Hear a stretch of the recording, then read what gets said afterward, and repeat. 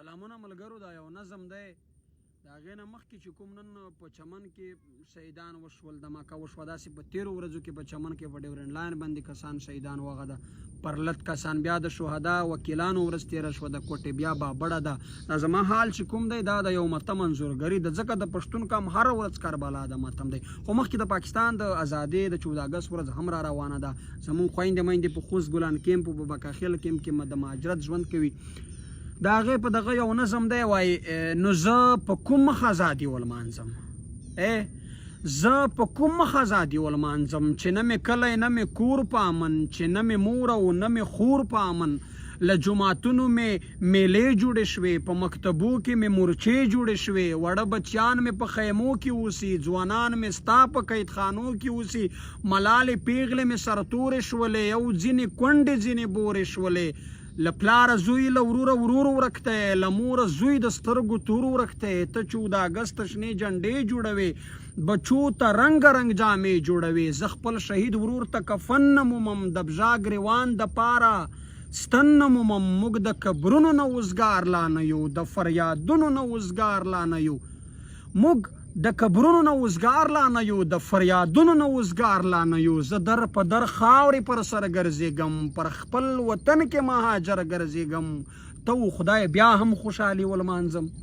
نو زه په کوم مخ ازادي ولمانځم، زه په کوم مخ ازادي ولمانځم.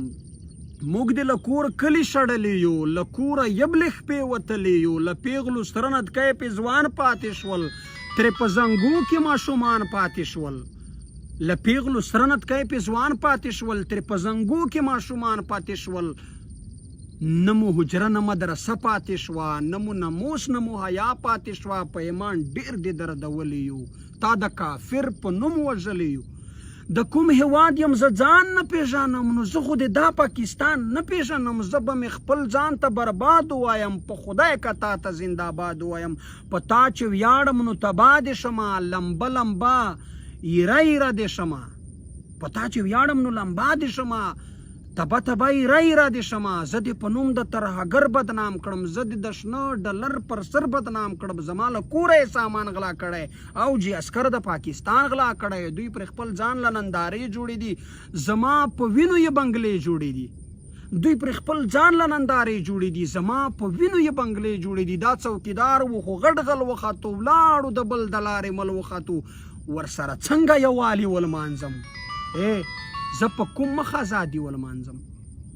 نو زه په کوم مخ ازادي ولمانځم. د شمر سړی یې نه را پرېښول، شملور سړی یې نه را پرېښولو، بهادر سړی یې نه را پرېښول. تا خو زما واړه پوهان حلال کړل، زمونږ دې واړه مشران حلال کړل.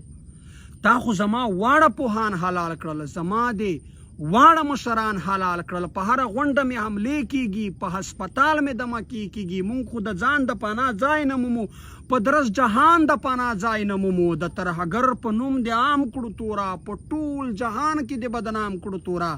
ته خو غدار د خپل وطن وختې، هم مې د دین اسلام دشمن وختې. په سرو لمبو کې انسانان سوځوې، زما پر مخ کې راته قرآن سوځوې. ته به خوشحال وي، خوشحالي ولمانځه، ته دې د خپل ازادي ولمانځه. بېننګه نه یم ګیلمان پوهېږم، په دې دوه مخي پاکستان پوهېږم. زه به دا خپله بربادي ولمانځم. نو زه په کوم مخ ازادي ولمانځم، زه په کوم مخ ازادي ولمانځم.